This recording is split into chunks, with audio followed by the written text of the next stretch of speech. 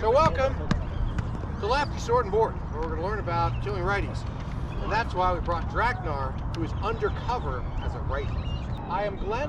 I am a warlord from the Kingdom of the Wetlands, which is College Station, Texas, and surrounding environments. I'm Rafael. I'm a warlord from Northern Lights, the Pacific Northwest, Washington.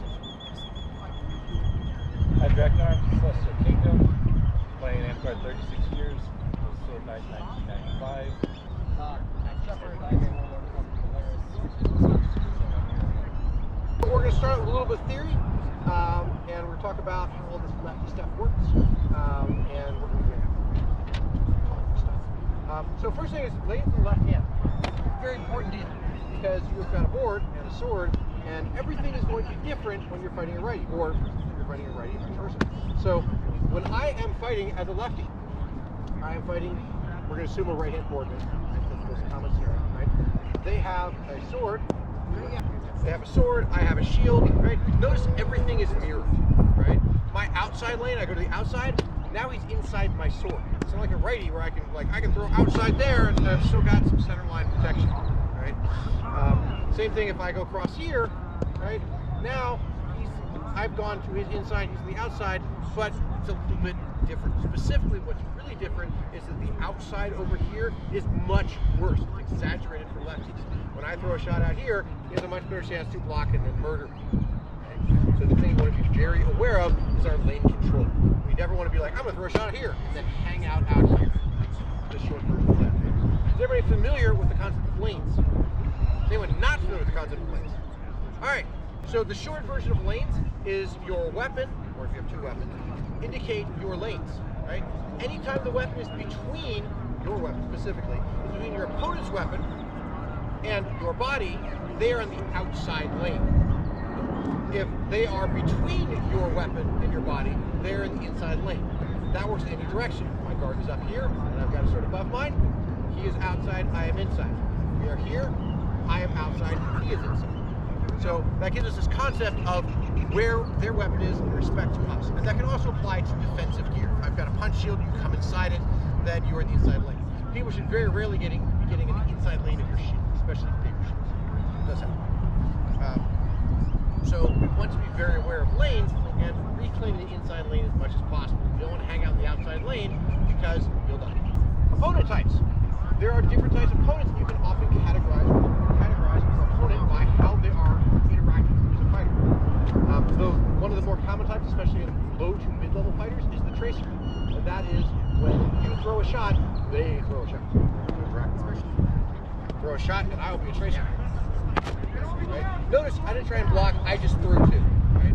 A common scenario with tracers is that whenever you throw a shot, they throw a shot. Well, that is what a tracer is. But you are often simul with them. You're trading an arm for a body in either direction. It's very rarely one of you wins cleanly and the other one doesn't. Because as soon as you go, they go. So that's the new one. The short version, how you do it with a tracer is you can throw a feint, and then they will go, oh, my turn, then block. Counterpuncher. The counterpuncher is the kind of elevated version of a tracer, because tracing is a dead-end philosophy, because eventually people realize you're tracing and then just fake you out. But a counterpuncher is someone who throws into your shot to block it. So, for this, Drakknar will throw an arm chop. Notice I threw into his, I blocked his shot and hit him. Right? I countered into his shot. So that gives me the ability to throw what he throws, but I'm throwing something that lets me block him while I hit him. We also have a version of that, which is the counter striker, and that is Drakknar will throw a shot, I will block, then throw a shot. They very rarely initiate. They are often waiting for you to initiate. And if you are also a counter puncher, it can be a very boring fight to watch. It's like, you go. No, you go. I insist. No, please. I'll have the ropes. Yeah. Yeah, the ropes are one of the block strikes. Track star, right? I get that word. But a track star is someone who is always opening range. It is so hard to get in range, right? They often combine that with being some sort of counter strike or tracer. Every time you try and close, they're like, I'm back in. You can just, it's very hard to close them. So they're very mobile in their direction. There is the torch closer. The torch closer. So how does a torch fight? Exactly, right? they're coming in, and they are going to usually come in pretty dynamically. They are usually going to throw a high cross. But they're going to throw shots, and they're going to come in very aggressively, right? And often very quickly. You brought Diego out here. Diego's like, I'm here, now I'm here. Yes. So it's a very aggressive close. It's a very up close close. Right? A variation of that is the archer. That's someone who is closing, but they're not trying to get to range, right? They're just trying to get to about here. But if you back up, they just keep coming, right? No, I'm coming. It's very much also a no, but that really was the right. So those are our styles.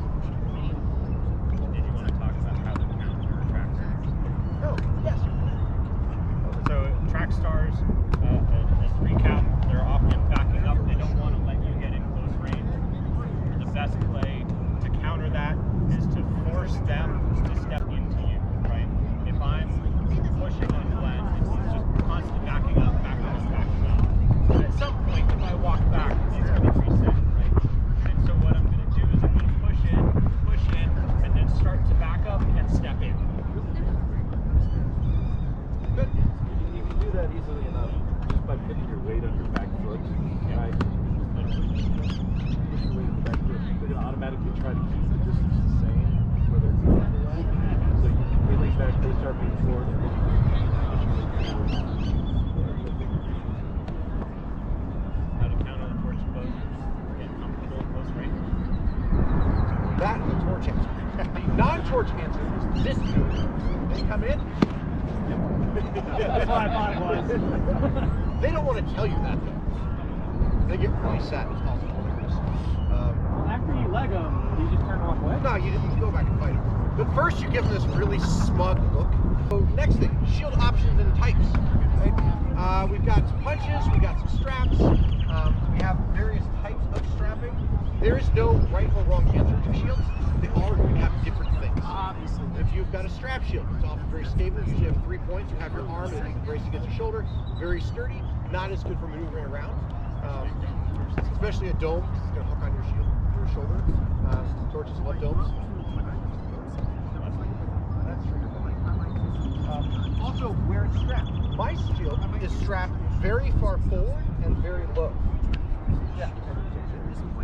And what that allows you to do is things like this, right? I can, to some degree, like a punch because I can project out, right? I can bring it around my body protected. It's easy for me to move my shield around because it's so far forward and my straps are pretty close together.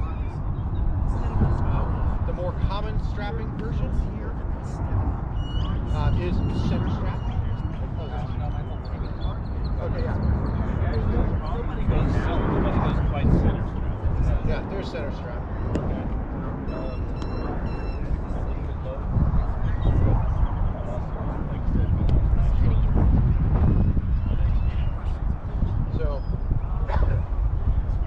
So with a center strap, just more centers, often the arm goes from here to here. So because you have to then. But you have to bring that up to do that protection. It's rotating your hand up the torch. Yeah. Oh, yeah. Yeah, so if I'm fighting with my board, I'm here. Right? If it was center strap, I would be here. And so the key thing about when we're holding a strap shield, you need to have coverage for your shoulder in your full resting position.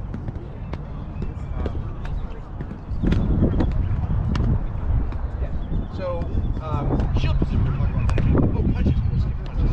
If you have a large punch, you can treat it a lot like a strap, right? You have the same options as far as close in defense, you can also project out. If you have a small punch, you need to have a much more active than defense.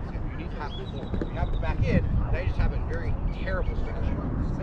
So, punches give you the ability to project. The thing you have to be aware of with punches is they are mobile, and people will start making you tired. Because they'll be like, oh, he moved his shield, feint, throw. Right? Feint this way, throw that way. It's way too open. So you do have that capability. You can fight your opponent, make sure you know what they're going to do. Because you can get a surprise where they're like, haha, rap. They're like, watch it.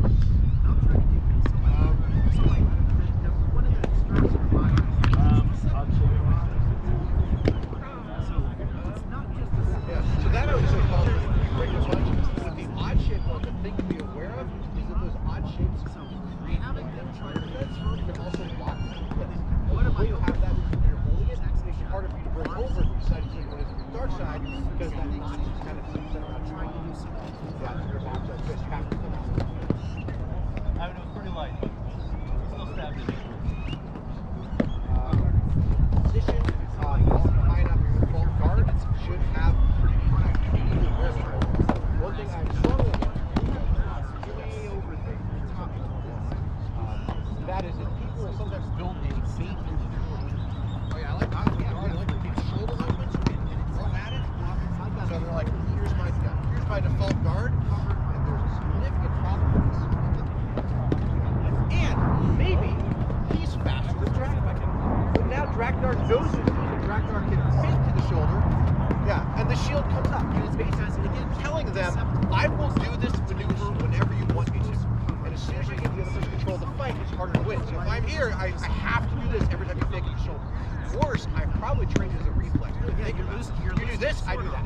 Right? So I go, ha, hit, or ha, whatever you expose over your shield. Because it's hard for you to go.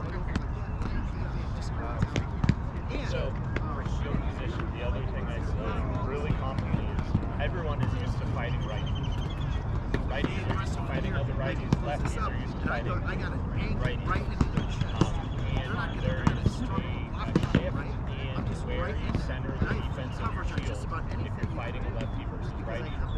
And it can be a subtle change of against Drakknar. I'm basically putting the center of my shield toward the sword hand with my guard.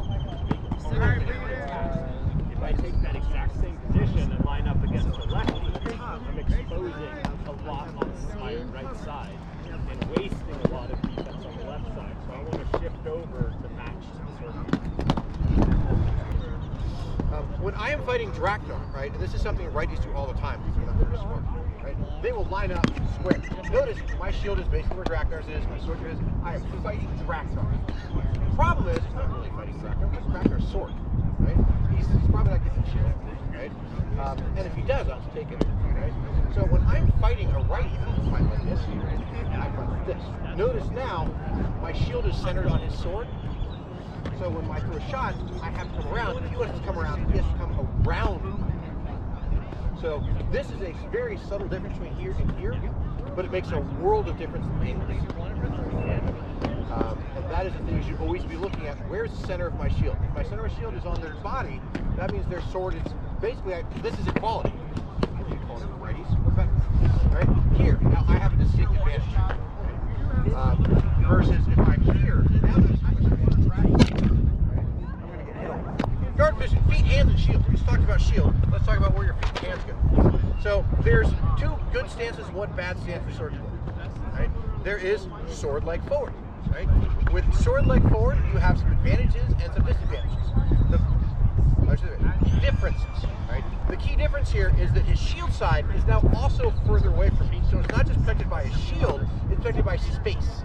Which means it takes longer for me to throw it, I have to be closer to throw it, it's harder for me to land shots. The trade-off there is his sword side is now more exposed because his sword side is no longer protected by distance, it's forward. Right? So notice now Drakknar has a little bit better angle. So this is going to make a little bit more sword-on-sword fighting, so your sword has to do more work. Right? If you go shield leg forward, now your sword side, which has not a shield on it, is protected by space, but the shield side is protected by shield, is no longer protected by space. So you've balanced out the side of the defense. Hand position. Oh yeah, wrong. Wrong is square. You've gained neither advantage, and also you're not very stable because I can just do that. So we do not want to square up. The only time I ever square up is when there's two people and I'm trying to decide which way I'm going to go. Right? I'm not fighting a guy in front of me. I'm like, oh, right? Because really what I've done, I've kind of one foot towards that guy, one foot towards that guy. So, hands, right? Where does your hand go? A common mistake you'll make is hand behind shield. Hand does not go behind shield unless you forgot your glove, you're worried about your fingers, right? Other than that, you want it next to your shield. Notice also, my hand is not flat, right? It's at an angle, I've got my elbow tucked in, my hand out. If my arm is flat, it's very easy for Drakknar to hit me in the arm, right? So you need to just chop my arm, right?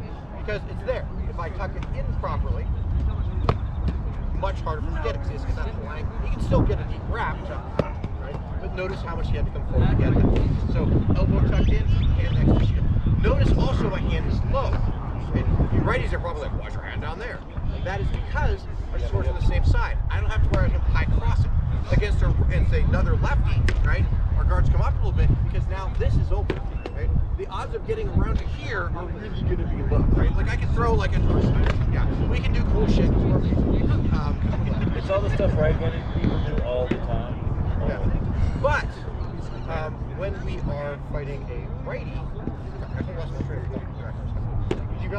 oh, hand position, yeah. So with against a hand match scenario, we want our hand down so they can't fish that. Also protects our hip more easily. If the hand's up here, all the way down, it's easy for him to snipe my elbow as well. Right there. Whereas if my hand's down here, now I've got much better focus. That is where our hand goes. We talked about shield. Feet. We talked about feet a little bit. I want to go a little bit more about that. Your feet, we talked about in our orientation, in our first fundamentals, foundation. Your feet should be about a shoulder width apart. You should be able to kind of bounce on your feet. A lot of people say to stand on your toes. Those people are dumb. You should have your weight centered so that you are springy. And you could stand on your toes, but you don't have to, right? Basically, I've got my knee yoke and laces of my shoes. It gives me all the springiness of having my weight on the balls of my feet without being tired after 2 minutes. So, I've got my toe pointing at the person I'm fighting. If I'm fighting Drakknar, my toe is pointing at him. The reason for this, much more stable. Those of you who play Bell or Dag, you're going to get occasionally trucked by people. As soon as you turn this foot, my leg is no longer being pushed in this direction by my glutes, which are strong. That's the leg press and the squat muscle, right? I'm now using my hip adductors, which are much weaker, right? So now I have a lot less stability and a lot of strength going this way. This way, strong muscle. This way, weaker muscle. That's true. Yeah. And we don't want to be too linear. I've gone very linear here as I was trying to demonstrate. We want a little bit of an angle here because this gives me 2 things. One, a little stability. 2, it gives me a little bit of wider of a brace so I can get more power for my shots for driving through our body mechanics. And lastly, but not leastly, if I am playing Bell or Dag, I have more stability if someone trucks me from this angle, right? Whereas when I'm here, I don't. Guys, we add about a little bit more flexibility in other places. Yes. But in line, you're going to have to adjust to make Yeah, I got something about hand position, I guess. Okay, yeah. That he was talking about the low guard. This might be very specific for the short kings, but oh my gosh. if you've got your hand in this low guard and you're doing sword foot forward, you are pretty vulnerable to this high, just like a flat wrap to your upper quadrant here. It is pretty vulnerable. So there are times where you might have to do this guard up here, and that's. But you, when you close, you kind of bend in your knees, right? You're getting a little bit low. Sure. When he's got that high guard, he compensates a little bit by getting a little bit lower when he's coming in. So I really have to go down. And it's still pretty short to get, especially if I'm doing this step to get from here to guarding my hip, or if I have to just rotate my shield a little bit, it's not that big to guard this. One of the things to be aware of is what your opponent wants to throw. Right?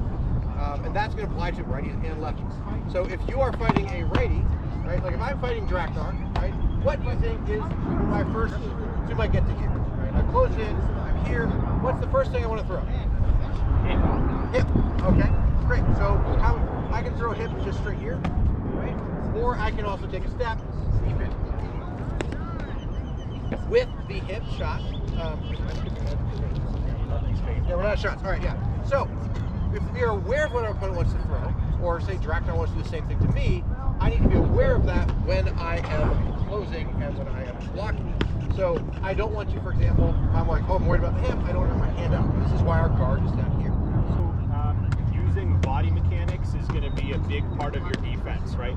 Righties, well, I'm going to use Glen as a pretend we're both righties. We get to go up here and just like bash on each other, and we're just really trying to get past the shield, right?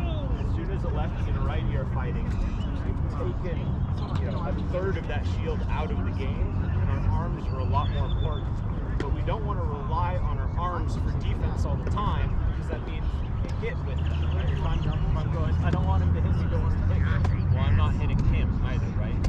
So using body mechanics, this is footwork, positioning, any kind of adjustment, neck down, right, that ignores my sword arm is going to let me still swing and get some defensive motion, right? So if I close and I know in my position would love to either take my shoulder or my hip, right? I'll cut out the shoulder here, so he's going to blast deep, right? If I step into that in a diagonal, notice how I've passively eliminated his option to come around the outside or outside lane and force him to either throw into it and then I'll just eat that up, or force him to now cross over and I've got my shield there, right? So using the step, right? Using my hips to turn where my shield position is. I see Drakknar throwing deep for my hip, and I rotate into it. It makes it a lot harder for it to come around. But notice I still have a hand available to strike back. People stepping off lines when they close on you. I mean, right-handed, left-handed, it works for everybody. Because you're going to have to shift and bring it back online if you want your standard. Otherwise, you're going to want to clear out and reset. Because you can't let it get close and have your feet facing the wrong direction, or you can just turn like this. But now you can't clutch it all. You're stuck. If you're stuck, you can't. What would be your reset from that position? Feet are stuck. Okay, that's what I thought. It was back. I'm gonna rotate to the shield side. Okay. Because that gives the most protection. He's getting further from my hip. Right. Our next piece of this defense is using your sword to block your sword side. Okay? This is a rule. You may break it if you thought about it, have a good reason to break it, and it's part of your plan. Otherwise, it's a good way to die. Okay? So, if I'm fighting Drakknar and I decide to throw a high cross through his shoulder, right? He's going to come to my arm. So when I throw that, my shot should be here and back to guard. So I'm going to throw the shot and jump. Right? Notice, blocked. I didn't do this. Right? Notice, hitting the arm, almost hit myself in the face, but nothing good happened. Right? So I'm using my sword. I'm planning. Again, this comes back to what we just talked about. Know what's open. When I throw here, it's going to go there. So it's here, here. Right?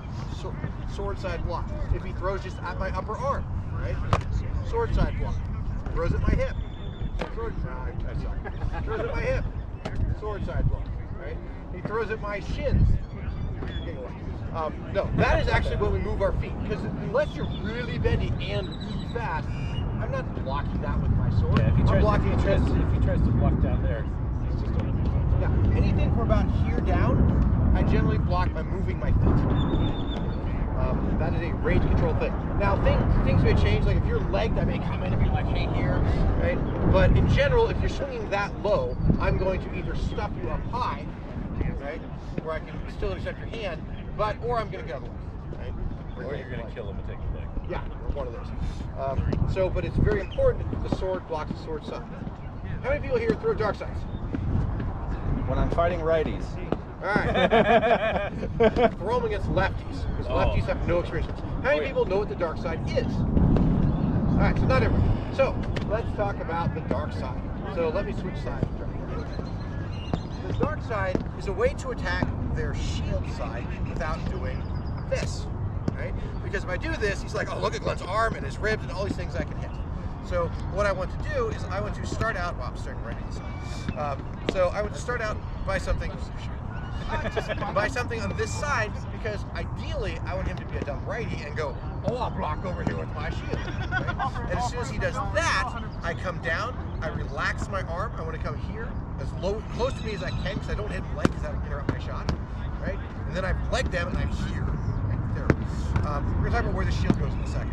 Right? So I'm going to come across, come down, I'm going to step in, and chamber, and then I've got two options. I can just do a straight backhand. I'm using my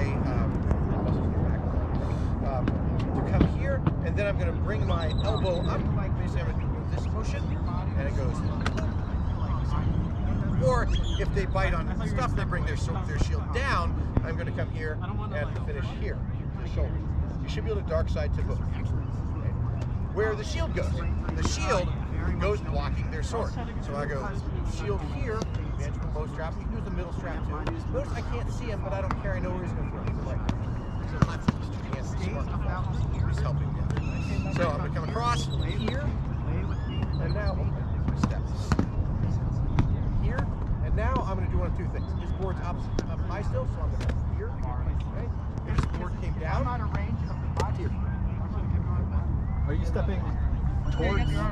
I'm actually Sword stepping side? to that side. You're stepping towards sword side? Yes. Okay. Yeah, because if I step to shield side, it leaves it just way too open. Yeah. If And you are it's more not flexible than me straightforward. and you have a punch, you may be able to block that. I am not flexible and don't have it. Yeah. So I am stepping to this side. Also locks up his sword. Yeah, his sword is Also most likely going to hit defending me you in with the the shield. most coverage. Right? Yeah. So then the question becomes, if you're here, how do you get right? And Spin whip. no. No. Sorry, all the torches just glared at me. No. Never spin. So here, I simply come back. What you want to do is you want to bring your sword to here, because a lot of times you'll throw a hip wrap, and it's very satisfying to block with that shot. Right? So I block to there, and then if you throw a shot, I'm actually going to throw just this little slap here to the ribs, because I'm sometimes like, I'm so happy. I'm like chasing after him. I'm like, I'm gonna get it. yeah. So that's our complete dark side sequence. Notice that he did not actually like bring up his shield and try to go under it, like right in. Yeah, there was none of this, right? Because This that's is going to be a dumb. punch in the throat too. Right? Yeah. I came over here. I went, your sword is over here, you can have my shield. Right? Now I've got all this room over here to throw something. Another reason you're stepping sword side when you're throwing that is if you step shield side, your opponent's shield is more likely to just track your movement. Like Excellent. if I've set up this great angle where this faces him over and I step this way, he's probably just going to turn his shield into me, and I've lost the angle that I created. And this actually does not work on people who block their sword with their sword side and their shield with their shield side. So, but everybody else is like, what? And then dark side. And lefties fall for it even more because no one dark side. Lefties has picked it up, and the righties, they dark side each other, but they're like, I would dark side lefty, there's shields over there. And then what happens, we're like, is this what it feels like? I don't like it. So definitely dark side against the shields. Same hand block-riposte. This is yet another use of block strike, but is again a key thing about our defense. If Drakknar goes to hip wrap me, right, I block, chop right in. So at speed, I block something. He's hitting me in the leg, that's the whole problem. It's not because I'm terrible. Okay. Sorry. So the key thing is block-riposte. Because as soon as he throws that here, he's in the outside lane. So I want to come back. A way we can correct that as lefties or righties fighting lefties is if I'm throwing that shot, right? I'm going to throw his arm, and then what's going to happen is I'm going to, if I hit him, great, he blocks, not great, but still, when I'm going to relax my hand a little bit, notice my sword just dipped under his hand, and then I'm going to come back in the inside lane. He's got the outside arm. So that's I like that. So now block. And you can draw that, you can throw it a little shallow, so you're hitting the hand. Make sure they're wearing gloves, we're all friends here. Right? And I did that to draw the opening so I can have the inside lane. I drew an outside shot to my arm. So that is an example of that left-hand defense. Right? So if you guys are fighting lefties and they're like, I want to throw that hip shot, you can be like, yes, please, block. Notice also the block. The block's not here, I'm not back body, or back behind my body rather, not back behind my body. I am coming forward and aggressively interrupting. If you look at this from the side, my hand is in front of my shield. I didn't come over, I was like, stop it. Then riposte it. And it's two motions, it's not it's block, chop.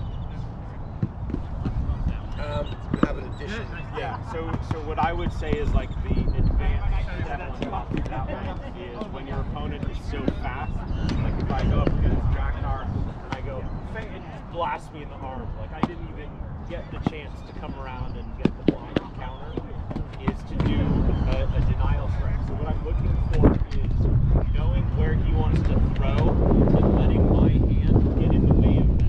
It could be I'm throwing the side here to a shoulder. It could be I'm throwing here and hoping he is going to go for a hit and I'm stuffing it out there, right?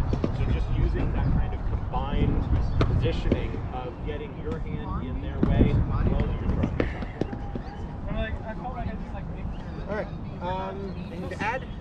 Really small piece to add on to that is if you are doing this very aggressive denial out here and you're punching your arm out like that, and somebody sees you're doing that a lot, pay attention to the fact that you are opening this up. So they might fake something for that outside and get you to pump. So keep an eye on that. Excellent. So, exactly. Yeah. So was this the thing?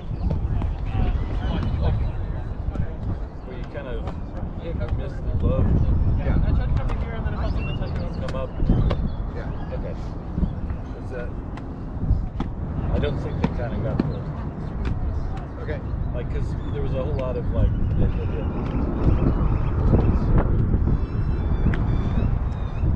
Whereas like a lot of times it's just kind of like triggering it, right?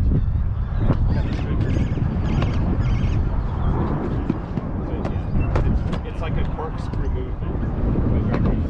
Instead of 1, 2, 3, you're looking for this first piece clicking, second piece getting the inside, third piece striking, right? But it's one motion, not break it. But you do want to connect on the first shot, right? So Connect, I'm come inside. looking to basically tickle their hand with that. It's enough to get them to react. But you do want to connect. Yes. Yeah. So, next is about movement and how it changes your guard. So, a lot of people when they move, right, like if I'm just moving forward, my guard's not really changing very much. Right? And the thing we want to be careful of is our board doesn't dip. A lot of people, right? So, that is going to be one of our kind of fundamental things. But more importantly, when we switch which foot is forward, right? If I'm advancing on somebody, I'm like, oh, I'm going to fight that guy over here, right? My guard is shifted. Notice I went from a shield foot forward guard to a sword foot forward. These are different guards. Notice now my board is angled differently. It's not flat, right? It's now angled. I've moved my hand forward a little bit, right? With my board, right? I'm also much more focused on the sword. When I make that transition from here, I don't just want to step. Notice what happens if I just step. My guard, I take a step, I get hit in the hip or the arm. If I'm here and I do the same thing, boom, I haven't corrected things, I haven't finished pulling this back, similar problem. So when in transition is when we are vulnerable to being hit. That is especially true if you're in melee range. If you're not in melee range, you do what you want. But if I'm in melee range, I need a way to transition guards. And the most easy way to do that is to block. Do it. So if I am going to fight Drakknar, and I am going to, we're going to go slow, but I'm going to move forward, Drakknar is going to move back, I'm going to start about here, and I'm going to step forward. I'm like, I want to cross step, so I want to bring my left foot forward here, right? I don't just want to do this. Wherever you want, you got a lot of options, right? So instead what I'm going to do is I'm going to use my sword, block, and I'm going to basically use this as my icebreaker to clear the way. So I'm going to move forward, I'm going to transition, right? Notice I led with these blocks, right? If he tries to do anything over here, it's blocked. If he wants to go over and hit me somewhere else, that's fine, my board's there, things will change. I've got a lot of time to deal with. It's this motion that I have the least time to deal with because I'm bringing my hip and my arm into range. So I'm going to cross behind it. I'm not going to put my hand in the arm. I'm going to be like, no, I'm falling behind my sword. Now I've got the sword lead. Okay? This again gets your sword block, sword side. Things to add about transitioning would be. So why would you be changing your foot? Good enough. You probably must when you get closer. So What's the advantage of that? it can be two things. One, I may be just trying to move around Drakknar. I would like to be over here rather than trying to be here. So I am stepping to get deeper around Drakknar. It may be that just the battlefield situation's changed, and if Drakknar's backing up, right? I now want to switch to a sword like Fortune. Maybe there's a polearm over here I'm worried about, right? Or maybe I'm just trying to switch it up because I'm using a different guard and I want to bring a different experience to Drakknar's fighting, make it harder. The more things Drakknar keep track of, the more stuff changes, the harder to keep track of what's going on. I don't like change. Yeah. If I fight Drakknar like this and I only throw this shot over and over again, just get it really simple. The more shots I throw, the more angles you have to worry about, the harder to sort of block them. I'm already here. Is there a case where you would approach sword foot forward and switch to shield foot forward? Oh yeah. Yeah. So first of all, there's no right or wrong stance. You may normally fight sword. Right? Yeah. And so I might switch to that if one, I just want to close. It's also a good way to close because I gain not just the step, but the width of my hips. Yeah. Right? And when I do that, my transition is going to be to one, because my board is here. Notice if I just square up, my shield became empty. Right? So my transition for me, this is going to vary a little bit for you. You're going to have to tinker this a little bit. Right? But my transition is going to be to bring my board up into my sword and board stance. Right? And again, keep this side open. But most importantly, this board needs to come to this stance so I don't get here. But reasons I might do that. One is trying to square up with a different stance. Maybe Drakknar's really good at stabbing in this pocket up here, and I don't want to keep presenting it to him. So I'm like, no, now it's farther back, it's going to be harder. Right? It could also be some stepping around. Now I'm here, afraid of it. and I want to step to this side. That's when you start making. Just got me twice. could also be a bait. If I am approaching Drakknar and I'm sort of forward, right? There's a lot of juicy stuff for him, so he's much more likely to want to throw to the same hand side. And if I step into my shield foot forward position, now denying a lot of that in motion and getting some easy repose. So, a lot of times people are going to be with the offensive foot forward, especially if they're taller fighters, because they've got a lot of range and they can shoot just a little bit more sword foot forward, and then they'll be kind of lazy, and they'll just like see if the other guy will like open him up and let him have a kill, right? So I'm not in favor of that. I want to keep the strong defense, but I am definitely in favor of when I get close to people. That's when I like take the big step and try to bring potentially. And we stand that way. This work? Yeah. So I'm still trying to keep my shield here. My arms are exposed, but depending on how the step goes, I can kind of. I don't even know if we should have 2 pounds. That's okay.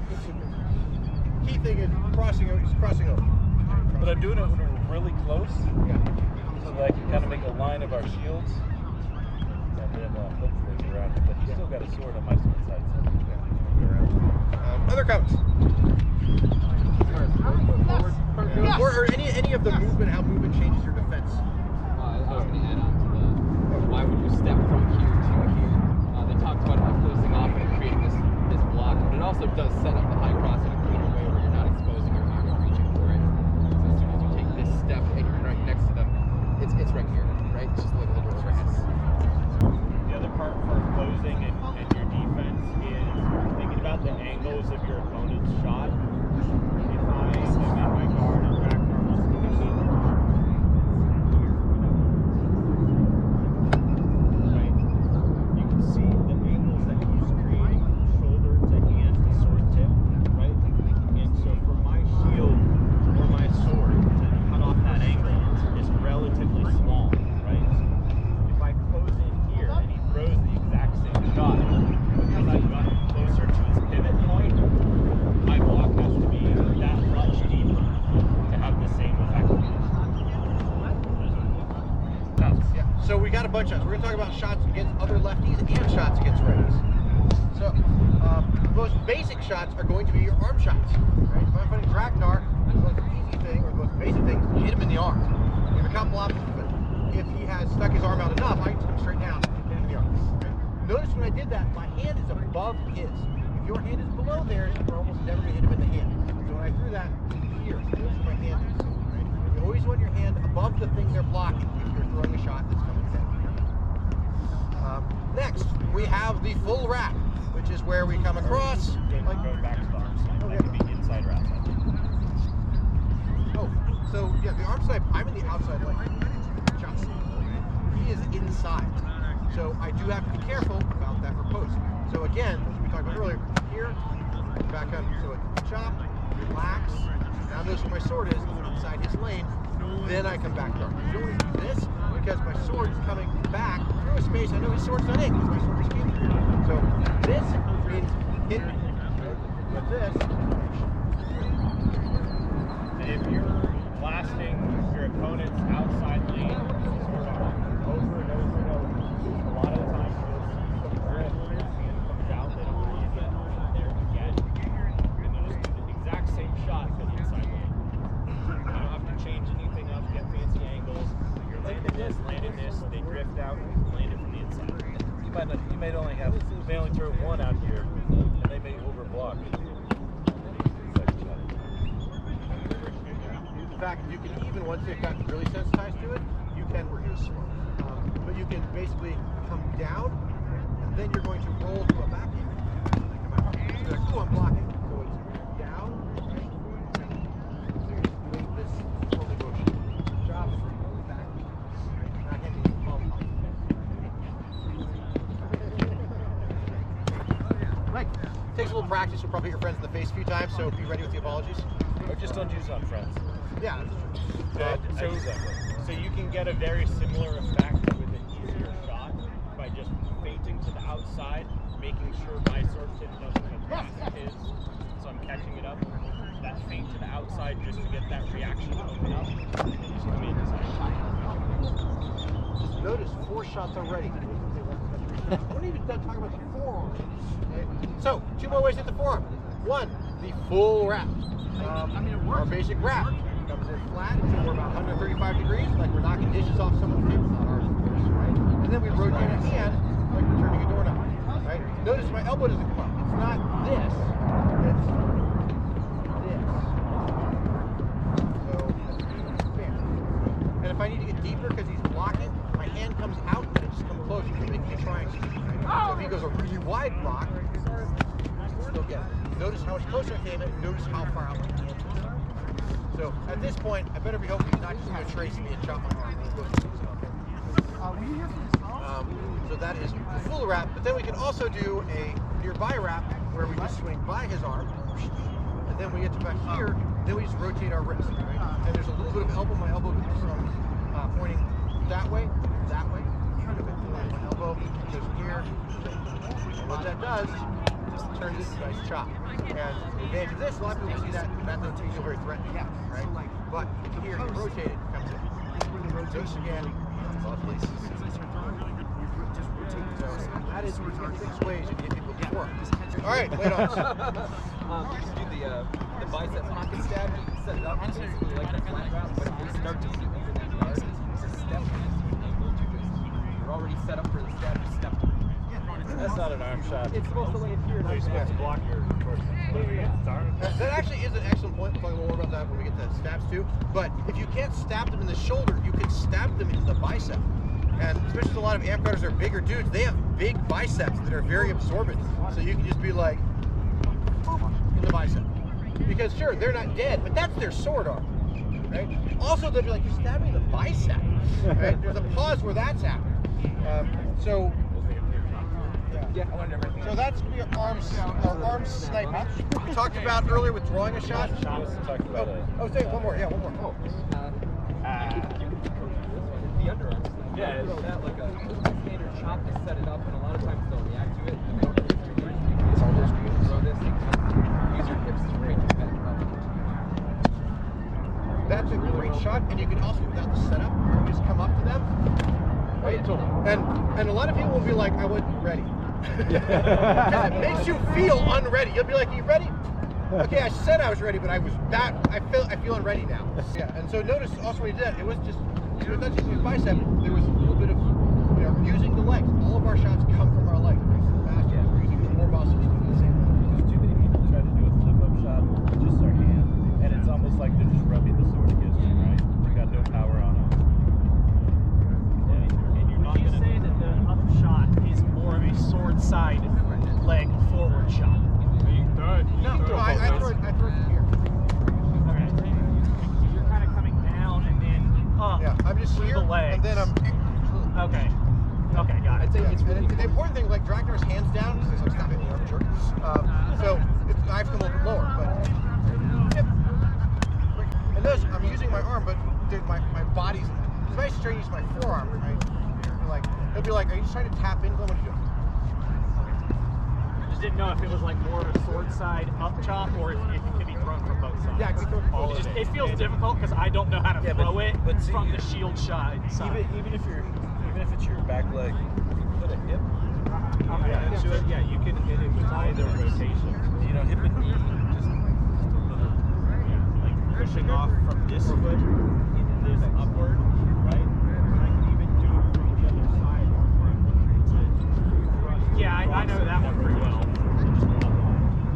I'd argue that part of the reason it's important to learn to throw it with your hips is because your hand does have to stay pretty far below their hand first. Yeah, exactly. You can't really muscle it through because you're just going to hit it with a pommel.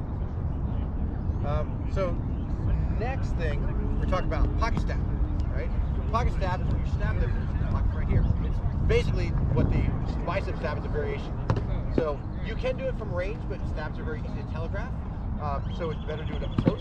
In here, and Drakknar's guard is up, and I'm like, ooh, I'm going to stab Drakknar. All I'm going to do is I'm going to bring my hand up as my tip comes in, and then I'm going to rotate my hips. So it's going to do like this. Right? That's it. Notice how little my sword tip is. This should be a real quick motion. Right? I'm not going from back here. I'm not like, here comes Drakknar, because he's going to block that, right? And then hit me. Or maybe hit me, then block. He's got so many options, right? But if I'm here, my tip's already in good position, right? Bam. That's it. And I'm driving with my legs, right? I'm not powering with my arm. My arm's just bringing it up. And when he tries to block it, I can bring my hand out. It's very hard to twist. Yeah.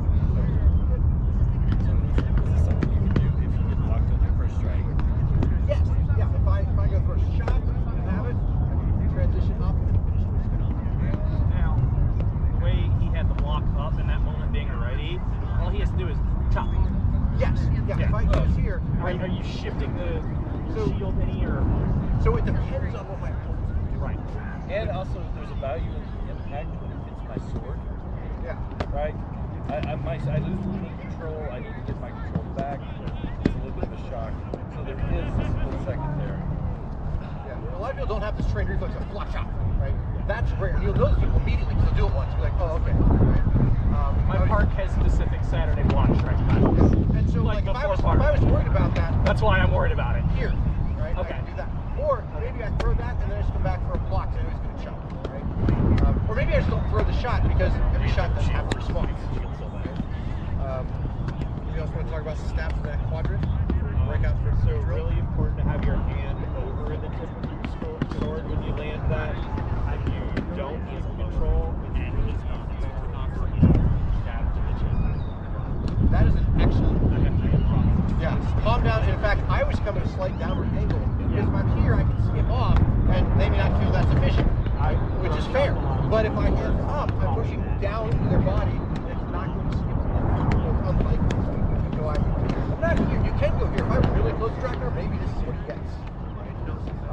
But here, not here, certainly not here. And that's a general rule on all stabs. If you stab somebody, rotate.